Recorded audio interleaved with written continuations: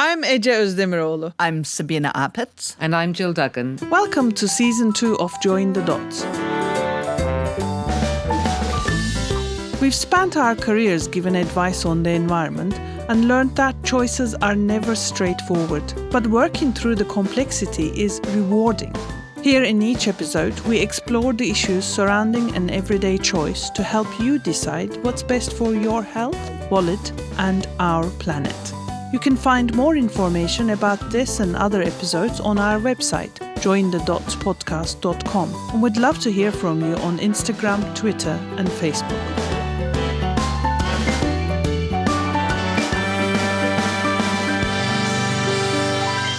Hello, today we're going to talk to our own Jill Duggan about energy prices, the situation driving them, and what we can do about it.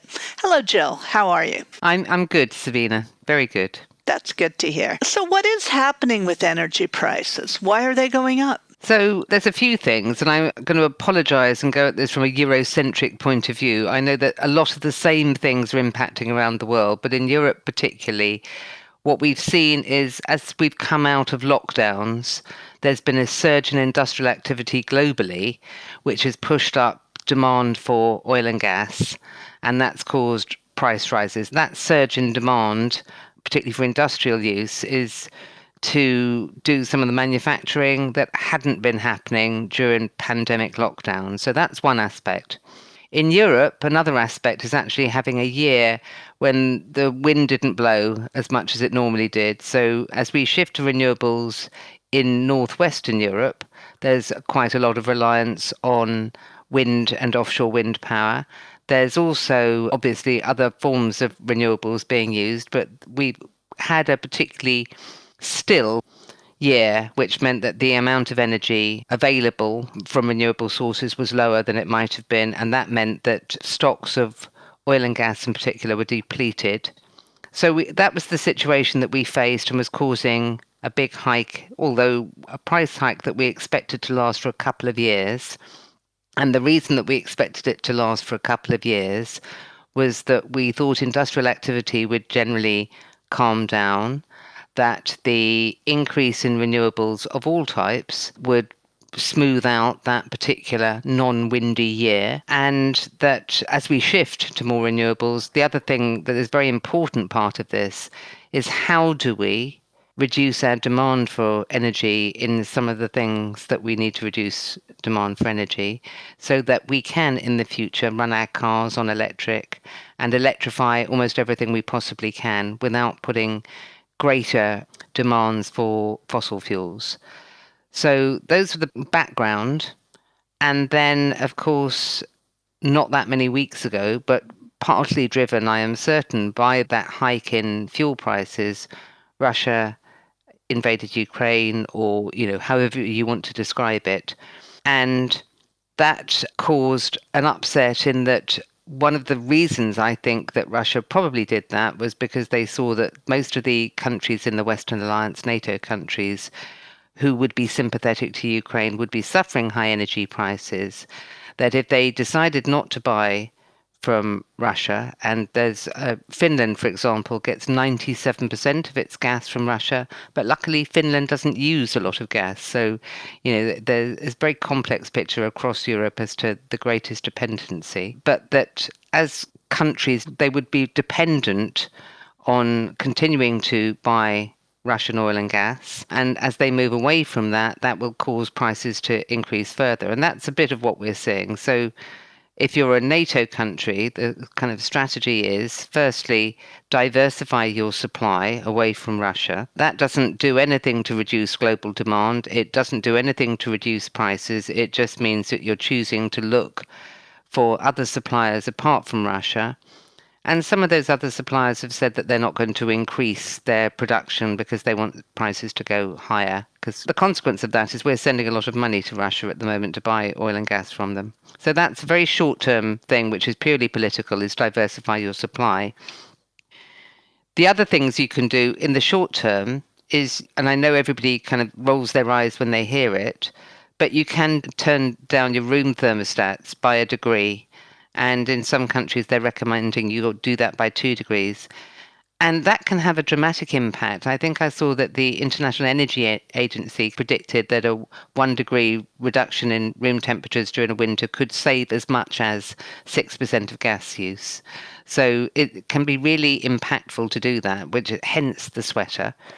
I think it's also very important for homeowners to think about how they get their homes ready, not just to increase our energy resilience, to reduce our energy bills, but also make sure that we do get ready and prepare ourselves to become part of a net zero economy. That's really interesting. Let's talk about this issue of renewables and what happens when the wind doesn't blow, because I see a lot of people gleefully jumping on some of these challenges as an argument against renewables. And it's a multidimensional problem. But let's explore that a little bit. I mean, it is true that the wind doesn't always blow and the sun doesn't always shine, but there are means of storing electricity as well, even when generated from that. Quite often that storage is short-term and expensive.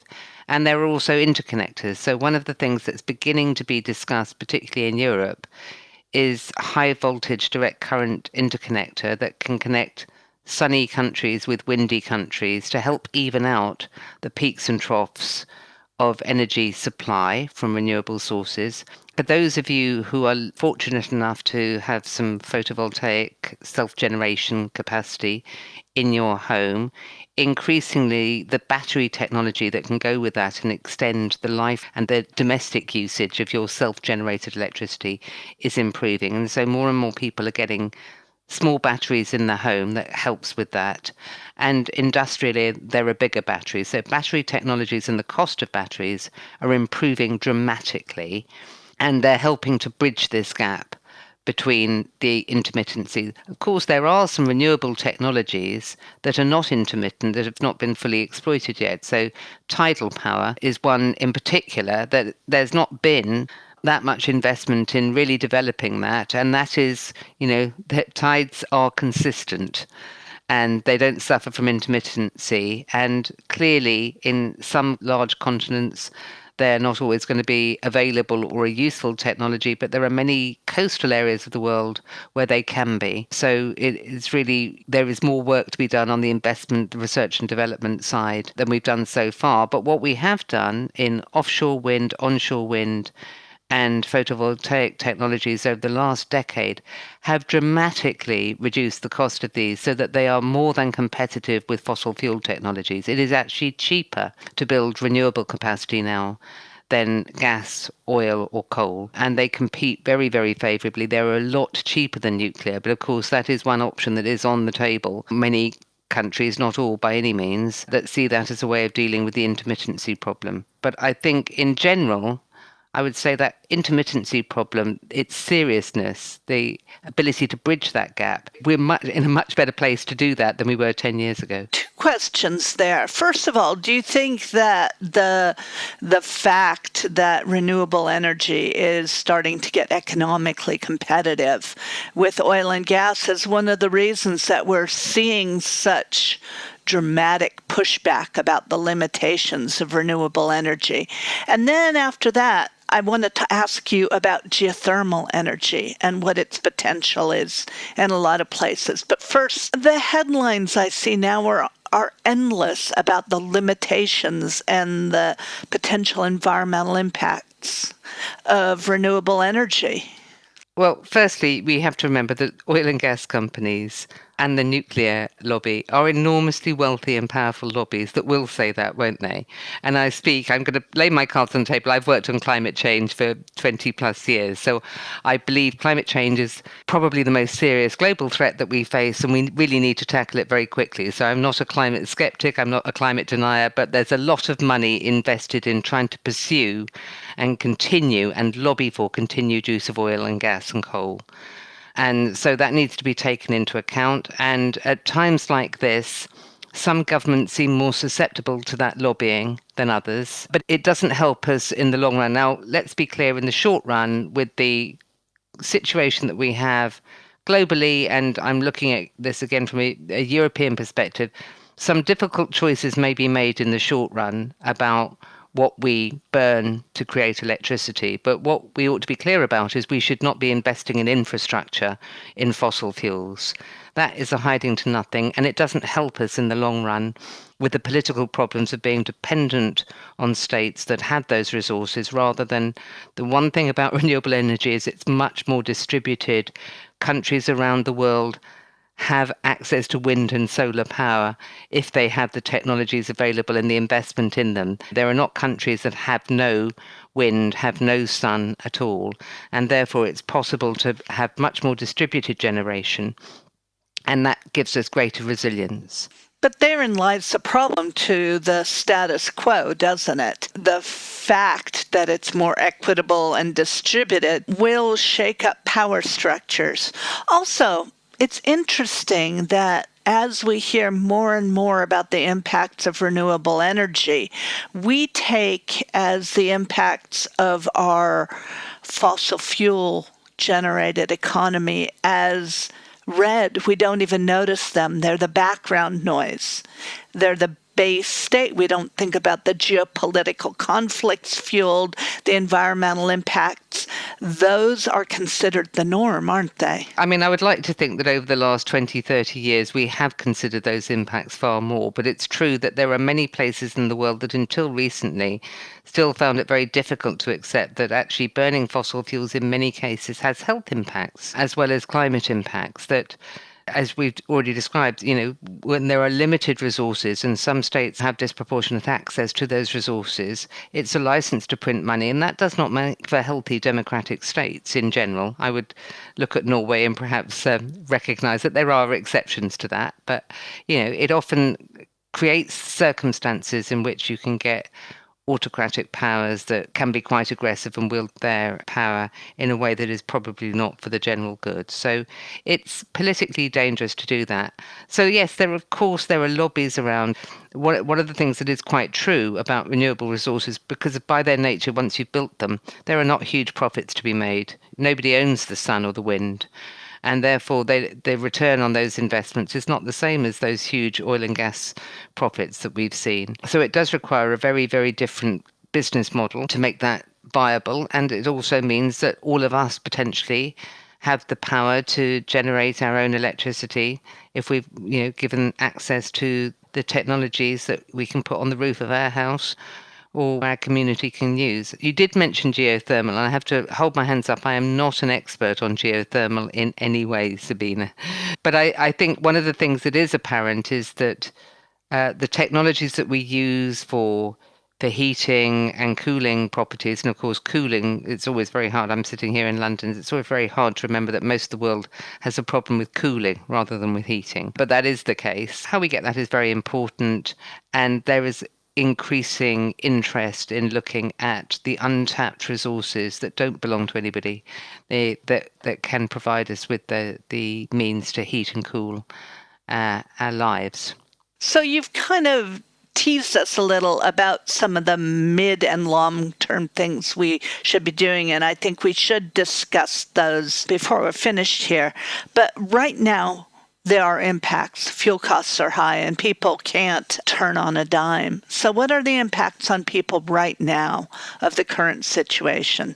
Well, as I said, it varies depending on the actions that governments have taken. So some governments are being more generous in the help that they're providing to their citizens, and some are actually doing some of the things which I would describe as the medium term. So the short term, it's turning down the dial or helping you pay your bills. And all of us can do that. So, depending on your motivation, but if you turn down the thermostat now, as we're heading into summer, all the gas that's saved now is gas that's available to be stored next winter. It's money that is not being spent, not being sent to Russia.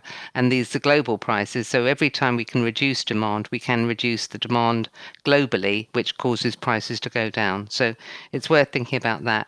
But many governments have got very imaginative and useful schemes to actually get our homes in a fit state to not need as much energy to heat and cool them. And that's using insulation And one of the things I would say is anybody has access to a roof space. One of the cheapest, most cost-effective things you can do is go and get some mineral wool insulation or something, other type of insulation, non-flammable insulation, and make sure that your roof space is really, really well insulated, because that is the cheapest and easiest thing you can do to make your home more comfortable from both heat and cold. Mineral wool, is that what I would call fiberglass? Rockwool, it has lots of different names, but basically, I think one of the things we do know, and Grenfell was a dreadful example of this, is that we need to use materials that we can rely on and do not put us at risk. But currently, in some countries, ours for example, people are currently suffering and facing the promise of increasing fuel poverty, aren't they? They're really having to face the question not just of heating versus eating, but really even just keeping the lights on, aren't they? They are, and actually that's why I say the actions that the rest of us who can perhaps afford our energy bills, if it's still incumbent upon us to reduce our usage if we possibly can by that turning the thermostat, because that will help reduce prices. And I think at the moment we've been warned in the UK where we're both sitting, we've been warned that prices are likely to go up again. And so anything that we can do, even if we can afford it, to pay those bills actually helps those who can't afford it by reducing demand and helping bring prices down. The other thing I think we want to see is real action on insulation. Now, most people who are in fuel poverty, but not maybe in rented accommodation, whether it's public or private sector rented accommodation, and we really need to kind of crack this landlord-tenant problem and make sure they see next winter in well-insulated buildings. And that is something that can happen quite quickly with the right workforce. And again, we should be training people to do this work properly and do it in a way that gives confidence to homeowners and owner-occupiers and tenants, inviting people into their homes. They need to feel that these are trustworthy people who are doing the right thing, that's not going to damage where they live, but will in fact make them warmer and reduce their bills. So there's quite a lot that housing associations, local authorities, private landlords can do that will, even depending on their motivation, it's going to help the planet, it's going to reduce the bills of their tenants, and it's going to send less money generally, globally, to Russia. And that will actually impact on that war that's being fought on the eastern edge of Europe. Now, 18 years ago, when we bought our cottage here, before we moved in, we had contractors put in several inches of insulation. I think what you would call mineral wool, I would call fiberglass. And I can really see the difference after a snow between our house and the neighboring houses, because the snow melts much more slowly. But I think, based on things I've heard you say before, we had it put in much less thickly than you recommend. How much are you recommending? Well, the recommendation now, I think, is about 25 to 30 centimetres, which would be at least a foot, probably 18 inches in imperial. That would be a good place to be. And, it's actually rock wool, mineral wool, whatever fiberglass. It's not that expensive. It's just a bit annoying having to go up in the loft and clear things out and do that. Yeah, I'm really glad we did it before we filled our loft with junk we'll never really need again. What other things? You've talked about turning the heat down a degree or two. Might I ask what temperature is your thermostat at? My thermostat at the moment is an 18, which might be too low for some other people. So, it's whatever you're used to, just turn it down, turn it down a degree, 2 degrees. Some people have their thermostat a lot higher, and I'm terribly conscious that there are people at the moment who are not turning their heating on at all.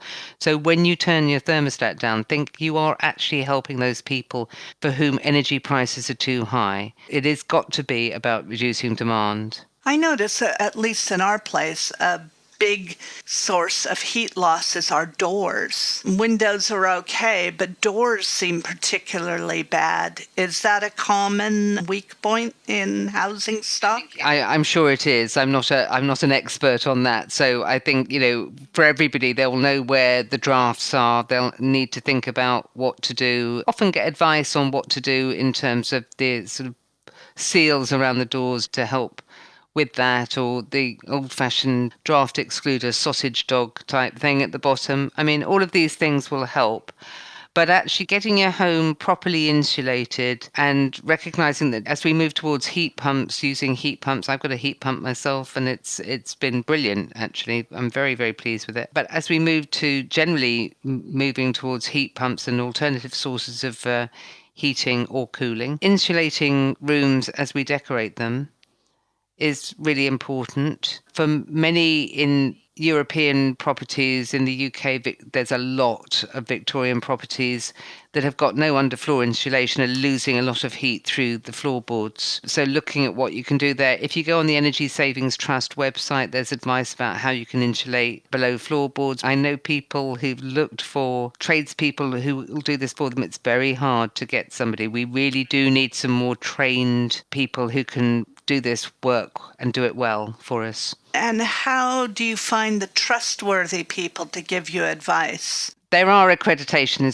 schemes. So there's the Microgeneration Council, I think, in the UK. Most countries have some sort of accreditation scheme. Having said that, most countries have also experienced what every energy saving, insulation, energy efficiency drive I've seen anywhere in the world has often attracted all of the unskilled operators in when there's grants available. And so I do think that it needs a different level of oversight and regulation. One of the schemes that I've seen that has proved very popular is Solar Together, where local authorities bulk purchase solar panels for interested homeowners and oversee the contract to install them. And therefore, I don't think they're hugely money saving in terms of there's not a big discount for the bulk purchase. But what you do get is somebody who could, an organization that can make a competent decision on who is able to do that work properly and give it some oversight and manage the contract, which I think all things that homeowners find quite difficult. Okay, that's interesting. So there are resources out there to help us a little. Are there people that can come in and really assess not just microgeneration and not just insulation, but whole home assessment and are reliable? Well, I've heard of some. Again, I'm not, Sabina, I'm not an expert on this. I'm somebody who's worked with policy people and worked with interested people, but I do know that there are firms out there that will offer that complete survey on how you can make and what you should be doing to make your home very, very energy efficient. It does require upfront expenditure. I've never seen anything that doesn't. The cheapest thing you can do is that loft insulation to the right level, but everything will cost money. I mean, you say you're not an expert on this, but policy people should, not you, but the people you're advising should be becoming experts on these things. Our government should be engaging in this assertively, shouldn't they? Well, I think you've got to recognise, and I will recognise, that we're in a place where policies will change as knowledge and understanding and technologies change. So, and an example I would give is the understanding of what is flammable and what isn't, and how suitable materials are for use in domestic buildings, residential buildings.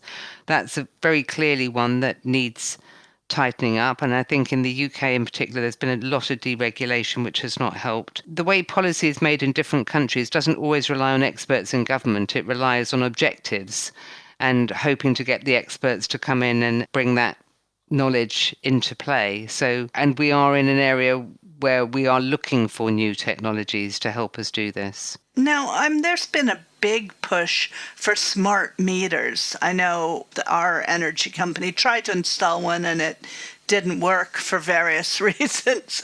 But can you explain, what does a smart meter do for the consumer? It gives you a much better idea of how much energy you're using at any one time. I've got a smart meter, actually. And because I've got some photovoltaic on the roof, I say smugly, I can see when I'm sending energy back to the grid and getting paid for it. Not very much, but I am. I can see how my energy use compares to last week's. I can see when I'm using a lot of energy and when I'm not. It does make me think about how I use energy and when I use energy. Because I have photovoltaic, I tend to run my washing machine in the middle of the day when there's the most light and sunlight, because then I can often do it without using almost any electricity from the grid, for example. So I think that what a smart meter does is give more information to consumers. If you put it in a cupboard and never look at it, it's not going to make any difference to the way you use electricity. But if you have somewhere where you can see it, then there is a psychological impact. And I can, for example, see that my use at this time of year is costing me a lot more than it was this time last year because energy prices have gone up. So it's showing me in any one moment what I've spent that day, how much electricity I've used that day, and how much I'm using at that moment. Okay, so it helps you because we have a set of choices. You have photovoltaics, we have flexibility. Are the smart meters much help to people that are struggling just to keep their houses warm, or what's the benefit when The benefit will give them information on how much energy they're using. So if, for example, they've got lights on that are not low energy lights, it'll show their energy uses. There's a red, amber, green showing you how much energy you're using at any one time. So it can help you manage your energy by reminding you that you might have something running. I have been known when I look at my smart meter and I think, oh, look at the smart meter display and think, I must have something running around the house that I'm not aware of, and I'll go and have a look. okay. So I think in that respect, it can act as a reminder, but it is not going to, it doesn't talk to you. It requires you to look at it and take in that information, and if you can, act upon it. Of course, you might argue that people who are really, really suffering from energy bills, it might discourage them from turning the heating on. It might actually lead to other implications. And that's why I'm saying it's really up to us, those of us who can afford to pay our energy bills, to take the action to reduce demand, because actually that makes it more possible for the people who need energy, who need warmth in the winter, to be able to afford it. With the argument that if demand drops, so will prices. Although there's quite a lot of hysteresis on that cycle, isn't there? There always seems to be much more alacrity in raising prices than lowering them again. And it depends on the pricing structure in any one country. In the UK, as you know, there's a price cap that Ofgem used that used to be the high rather than the low, and now it's just where the prices are. It's like having a nationalised industry again, effectively, really, isn't it? And in other parts of the world, there are different pricing structures, and quite often energy companies are state-owned. So, what I can't do is tell anybody how it's going to work where they are, because there will be a set of circumstances that will dictate that. Okay. So we talked about heat pumps early on in our podcasts. Anything new you have to share on heat pumps, which seem to be the great white hope? Yeah, I think there are. I will say this again. I'm not an expert. When I did install a heat pump. It took me 2 years of not even knowing really what a heat pump was before I got one, and not knowing that they were the solution. And I've worked, as I said, in climate for such a long time. There definitely are, and the technologies are improving, and some of the myths are being blown away. So heat pumps, I live in a terraced house in Zone 2 in London, and heat pumps are not hugely noisy. They don't require massive radiators. They require slightly bigger radiators than old style gas central heating do, but they're not massive. And so there's a lot of myths around this. Some of the things that I think are coming is that there is an increasing look at whether to provide community heating through large heat pumps. But I'm not a technical expert on heat pumps, so I can't tell you what the developments are. I just know that, as with anything, when there are strong signals from government that this is the way forward, then there are lots of technological developments that will come along to help smooth that path. That's exciting. I thought that was one of the most interesting things from our episode on heat pumps, that in some places they do this community generation and you get the economy of scale, and sort of you're buying the heat rather than the system, which really is an ideal way to go. Yeah, and there's some things, so I think on old coal mines that generate some heat, there's lots of ways in which using existing sources of heat to heat people's homes, one, saves them money, which is really welcome, and two, helps save the planet. The one thing I would say is that there's a lot of talk at the moment about hydrogen boilers, and that's not something I would go down at the moment. There's a lot that we don't know about hydrogen. It is a short-lived but quite intense indirect greenhouse gas. So we need to look at getting better measurement on hydrogen, even green hydrogen, leaks and reacts with other gases in the atmosphere. So it reacts with methane, for example. So I think that there will be solutions to better contain hydrogen, and there will be ways of just checking what those impacts are. But at the moment, we don't know a great deal. And so, although I think I've heard the UK government and other governments talk about putting some hydrogen in the gas grid, that would probably not be a great idea. We certainly need to know more before it happens. So we're on the edge of new things, but we should not dive in too quickly. I think that's true. And I think it's quite natural that when we're trying to solve a great, big, difficult problem like climate change, that there are missteps along the way, and there have been many. The reason that diesel cars, for example, were promoted for a long time, particularly in Europe, was because that their carbon footprint was far better than petrol cars. But of course, they had a disastrous downside in terms of air quality and health impacts. So, there have been missteps. The first generation of biofuels that were mandated back in 2008, they were disastrous. So there's a lot of well-intentioned mistakes that happen along the way. That doesn't mean to say that we shouldn't take action, but we really do need to monitor what we're doing, to review it properly and make sure that we learn from our mistakes. And actually, some of the good things that have happened, as I mentioned earlier, the cost of offshore wind, for example, has dropped far more than anybody anticipated. The cost of photovoltaic has dropped far more than anybody anticipated. The cost of battery storage has, I believe, dropped by about 80% since 2010. I mean, there are huge improvements being made in these technologies as we move towards them. And human ingenuity can do fantastic things. So I am, despite all of the difficult short-term issues we have, I am optimistic that we can solve these problems. So it's nice to have some hopeful information. So we have a couple layers of thought here. There are very short-term issues, which means where we can, we should be turning down our thermostats to reduce demand. We should be demanding that our governments support those that have few options. And wherever you are, there are people that are really squeezed, and help should be provided for those. Those of us that have the luxury of starting to invest in alternative for insulating our homes, getting photovoltaics, replacing out for heat pump, should be moving in that direction when they can. And I hear you arguing very strongly against us backsliding, resisting this argument that we need to maintain energy independence by allowing people to frack and drill again wherever they can. Yeah, I think that you're creating a continued dependence on fossil fuels, which is not good for the planet.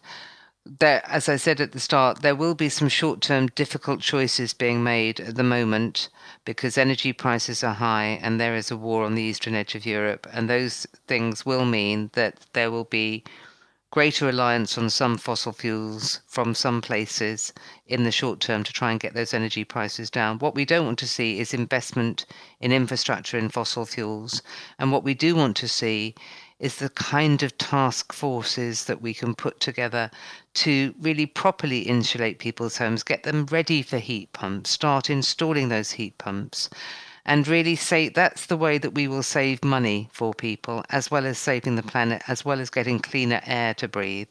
Those are the things that we really need to be pressing for. And there are beginning to be some imaginative schemes that will help, but by no means are they doing everything. In this country, we have elections coming up in May, local elections. There are elections in Australia this year. There are elections in most countries of some sort, either at local government or at national government level. So this is the time to really be pressing governments for that investment in the energy efficiency infrastructure and the renewables infrastructure that are going to ensure that we do not end up in this situation again in the future. So again, a few paths. There's renewables, there's replacement, but there's no free lunch. We have to look out for unintended consequences and surprises. We need to understand the implications of what we're doing. But none of this alone is going to get us out of our problems. We need to also reduce demand. We need to use less. We do need to use less.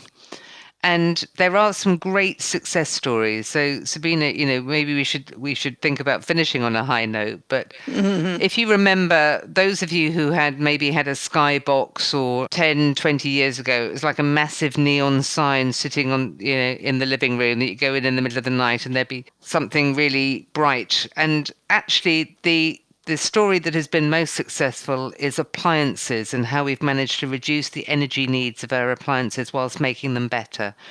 So our TVs, our washing machines, our tumble dryers, our cookers, we have been enormously successful by creating, in Europe we had the A, B, C, D, E standards, and now you get the A+++, and then they had to replace A with something even better because manufacturers were moving in that direction and they saw the need. Japan has had a top runners scheme that has worked equally well. So you take heart when we get the right incentives in place, and that's usually consumer power, then we have made enormous strides in reducing our energy use, increasing our efficiency. And if you look at what we've done in Europe, we pretty much on those things we've managed to reduce demand quite a bit. And the other thing that we all need to bear in mind, of course, is transport. And we've seen fuel prices go up for transport, is to really think about when we use the car, when we don't use the car. Again, every time you fill your car with diesel or petrol, you're supporting a global economy that's sending money to Mr. Putin on a daily basis. No, that's a really good point. It would be easier not to drive cars if public transport outside London were better supported. We'd be very happy to dump a car or two, even if we could live life that way. But thank you. I really appreciate your insights, also your patience for me pushing you on issues that are outside your remit. It's a fascinating and very complicated issue, and we all have a role to play and a stake in this, as do our children and grandchildren. So thank you very much for your time. Thank you, Sabina. Good to talk to you, as always. Good to talk to you. Thank you for listening. Thank you to the rest of the team, Neil McCune and Anna Gunn. You can find more information about this and other episodes on our website, jointhedotspodcast.com. And we'd love to hear from you on Instagram, Twitter and Facebook.